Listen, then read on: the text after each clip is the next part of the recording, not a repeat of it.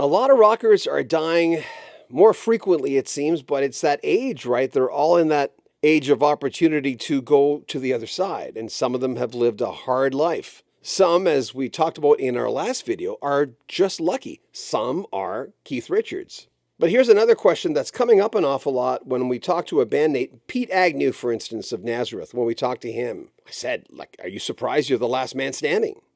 And in many cases, that's what happens when we talk to these people. They're the last guy alive. Drummer Carmine Appice was a good friend with John Bonham, who we lost years ago. His bassist, Tim Bogart, left us a few years ago, but there's so many people that he knew that we have lost. Point blank, we asked him, why are you still here?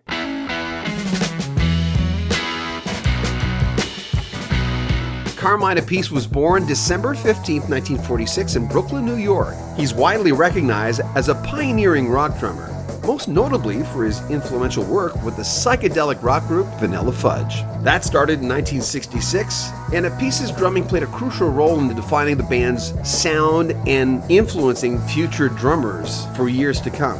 Vanilla Fudge's music was characterized by its heavy, symphonic style blending rock and elements of even classical music. Appice's thundering drumming were a cornerstone of that sound. His approach was marked by complex rhythms, dynamic fills, and lots of levels of technical proficiency. That's what set him apart from other drummers at the time. The band's debut album, Vanilla Fudge in 1967, featured the groundbreaking cover of the Supremes' You Keep Me Hanging On.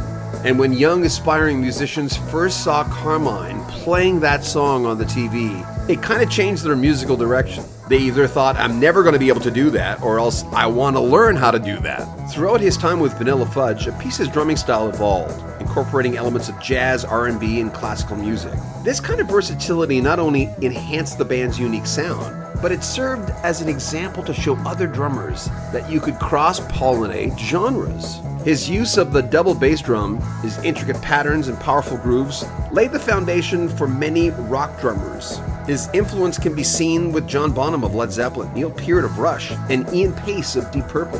Vanilla Fudge released several albums, including The Beat Goes On and Renaissance in '68. Why? All those guys are dead. You're alive. You're very coherent. You're an amazing player. Why have you survived all this? I read your book. Well, there you go. I had fun. I wasn't really a drug addict or a drinker or a smoker. Like Tim Bogart died of lung cancer. He smoked like a fiend. Different guys, they drank to death. John Bonham drank himself to death, and he was young. But, I think that's partly it. I exercise. I have a good, my father lived to 87, which is only 10 years older than me now. What'd your dad do, by the way? My dad was he was a cop for a minute. He was a oil burner mechanic in Brooklyn, which was a really dirty job. But he did it, and he got a pension on it, and he raised the whole family on it, But it was like, crawling into cellars and all over Brooklyn, these dingy cellars, and fixing the oil burners, But he did it because he I don't know if he loved what he did, but he did it because he had to bring up the family. He was very proud of the fact that me and my brother Vinny and everyone in our family was successful in the business that they were in. And everybody in our family now, my father hasn't seen it, my brother Frank is retired. He's 80, 81. He made a lot of money. My sister's an accountant. She's retired. She made a lot of money. My brother Vinny made a lot of money, and I made a lot of money. What is it about drummers who get to that level where they've had success and you're doing clinics? Why is is the jealousy not there? Because there seems to be so much respect for everybody. No, drummers are different. They have a good camaraderie with each other versus like guitar players. And for some reason, most drummers are good that way. There's a few that are a little egotistical, weird. But most drummers are good that way. They don't hold it in. And, I guess it's been like that for years. Gene Krupa used to do clinics, and he had drum battle contests. That's how Louis Belson was discovered. I'm the guy that started that Guitar Center drum off. It was a Carmine Appice drum off, and I discovered, guys like Eric Singer there and Bobby Rock, and a lot of these guys made it big from being discovered at my drum off, you know. And I based that after Gene Krupa. You know, we even had a picture of me watching one of my drum off kids and Gene Krupa watching one of his contestants, you know. We had it in the same 8x10 when we were promoting the drum offs, you know. Yeah, it's just a thing that the drummers have been doing this for years, you know, clinics and workshops to help each other. I don't know why it's drummers, because in the day when Krupa was alive and doing it, you know, it was big bands, you know, so, you know, it was the trumpet player was the band leader or the trombone player was the band leader. Yeah. You know, it wasn't the guitar player. In my generation is all about the guitar and the singer. Even Buddy Rich was saying to me on his deathbed, he said, you know, the drummers get screwed because, you know, we're one of the most important parts of the band, but we end up making a name for ourselves, and then people don't hire us because our name is too big, and you end up having to do your own thing, and you end up playing 500-seat places, while the singer, or in my case, the singer or the guitar player, goes out and they play the arenas. And I said, I never really thought about it because when he told me that, you know, like in the 80s, I was still playing arenas and theaters and stuff like that, you know. But I see it now, you know. I just see it now, you know. I mean, it's just always happened to me, you know, like this happened to me with the Rascals, you know. I'm playing with the Rascals, and then, you know, dealing with my needs, I guess, is too much. You know, from what I heard from one of the road crew guys, you know, because I would like to get like my drum set.